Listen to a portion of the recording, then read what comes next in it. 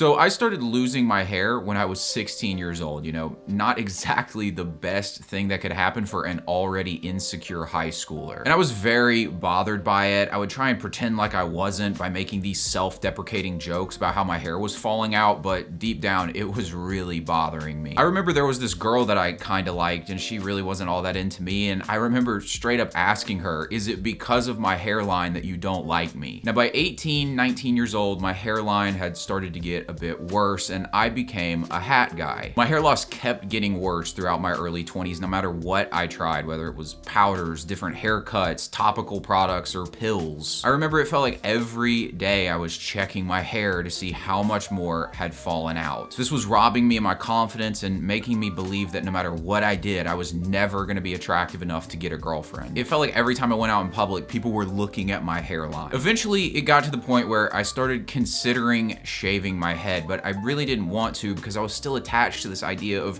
somehow I was gonna get all my hair back and that would make me attractive, and I thought I was gonna look bad when I shaved my head. But eventually I decided it honestly can't look worse than it does right now, so I'm gonna give this head shaving thing a shot. And so when I was like 23 years old, I believe it was, I shaved my head for the first time and immediately I felt so much better. I stopped wearing a hat so much, almost entirely stopped wearing hats, and I felt like for the first time in a long time, I felt good about who I was. It was like this weight had been lifted off my shoulders. And the crazy thing is, you could make a serious case that I looked a lot worse after shaving my head. I mean, I hadn't really mastered the look yet. I still had a guard on the razor when I was shaving my head, and so basically I had this really overgrown stubble look going on that, if anything, it highlighted my hairline. But simply owning the situation had given me so much more confidence in my appearance. I went on several dates after this and I was just so confident on them, and the girls really liked me despite the fact that I had this hairline that I was so embarrassed of in the past. Now at this point, I guess you could say mastered the bald look. Like I know how to shave it, know how to make it look right and all that stuff. And honestly, like if you gave me the opportunity to go back and have a full head of hair, I really wouldn't take it. Now I know some black pill guy is gonna be in the comment section saying I'm coping and you don't look attractive, it's looks maxing bro and all that bullshit. But honestly,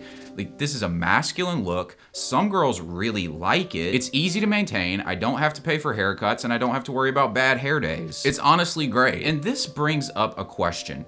How could something that bothered me so much become a point of confidence? I never wear a hat. I love how I look, and yet in the past, this was something that drove me absolutely crazy. How could I go from asking a girl if she was rejecting me because my hairline looked bad to shaving my head and having a better dating life than I've ever had before? It's because I decided to own who I am. When we have something about ourselves that we don't like, we reject ourselves, and this makes us feel unworthy. And there is nothing more unattractive and repelling than low self-worth. It really doesn't matter what you do externally. If you feel insecure and unworthy deep down, you're not gonna get what you want out of life. Case in point, I got into the gym largely for the same reason that most guys do, to get girls. And I got in good shape, but every time I would see a girl I was attracted to, I would tell myself something like, I just need to get a little bit bigger and she'll finally like me. In high school, I would literally go off to the bathroom in the middle of class to do push-ups because I was insecure that I wasn't big enough for girls to like me. Objectively, I had one of the best bodies in my high school, but I couldn't get a date because I felt unworthy inside. I was rejecting myself. Now at this point I've gotten to where, yeah, I do have a great physique, but I really feel like it's kind of a take it or leave it thing. Some girls don't like muscular guys, and my feeling about it is that's fine. I'm not doing this to try and impress you. I don't need you to tell me if my body is acceptable to you. And I feel this way because deep down I have accepted who I am and I feel good about me regardless of what anybody else thinks. If you get a bunch of money but you haven't owned who you are inside, yeah, you'll get girls and people will want to be your friend, but real talk, these people are using you. They won't respect you. The girls will use you for the things you can buy them, and people will use you for the opportunities you can provide them, but they'll never return the favor. If you want to be attractive and get the respect of people, you have to own who you are. This is the key to unlocking true confidence. Guys, confidence is the ultimate flex. If you have confidence, you can walk into a job interview that you aren't qualified for and walk out with a job. If you have confidence, you can date a girl that you have no business dating. But you can't have this confidence if you are rejecting yourself.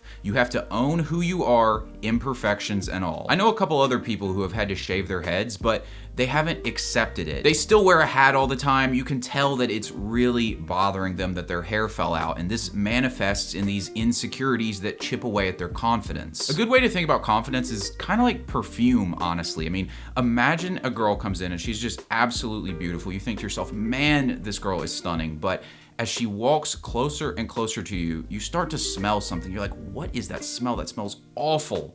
And by the time she gets really close to you, you realize it's her and she smells terrible. Suddenly, you don't find her nearly as attractive. It's almost like you want to find her attractive, but she smells so bad that you just can't. And then there's another girl who comes in and, you know, she's cute, not bad. She's not a smoke show or anything, but as she gets closer to you, you smell something that smells just absolutely amazing, and you realize it's her. She smells fantastic. Suddenly, you feel attracted to her. You feel connected to her. She seems like this pleasant, soothing person. You find yourself more attracted to her than the other girl simply because of the scent. Confidence is like this. You can have all the externals, money, a great body, cool car, nice clothes, but if you don't have confidence in yourself, it's like being that beautiful woman who smells awful. You will attract people into your life until they get close enough to realize how unworthy you feel inside. But if you have confidence, you'll radiate this sense of self-respect that draws people to you. Most people don't actually feel very good about themselves. They know the things that they're doing that are causing them to fall short, and they're very aware of their perceived flaws. So when you come striding in,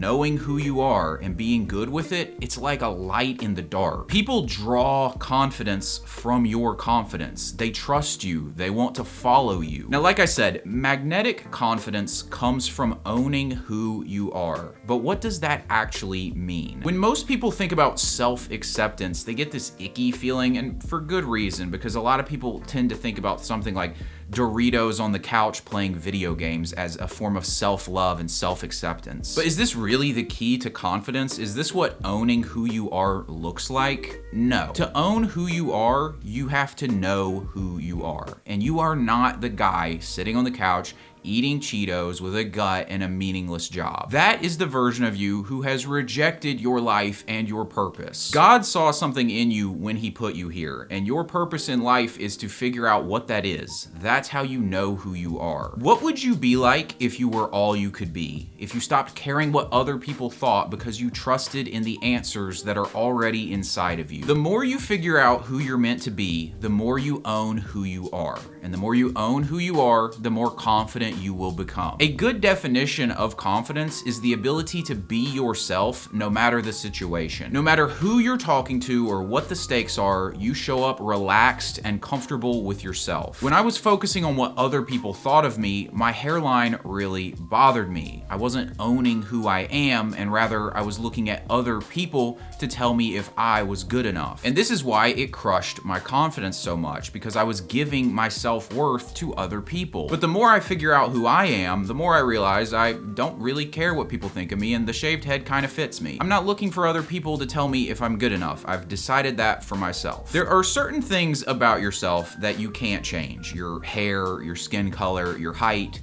These things need to be embraced. Nobody has the right to tell you if you're worthy based on these things. And the more that you embrace immutable qualities about yourself, the more they go from being weaknesses to strengths. Now, along with this, there are parts of yourself that come to you in base form. They are like coal that you must turn into a diamond. You've been given these things and you are tasked with making something of them. Your career, your health, your relationships, your lifestyle. None of these things come to you fully made. You have to build them yourself. And you do this by working towards things that inspire you. In doing so, you find out more about who you are. For me, I loved basketball when I was in high school, and this led me to the weight room because I wanted to get better at basketball, which ultimately opened up a part of my life that I was meant to explore and has become a big part of who I am. You see how taking action in the direction of what you imagine yourself to be helps you figure out more and more about who you really are. And the more you do this, the more confident you become. Confidence comes from living in accordance with who you truly are. In fact,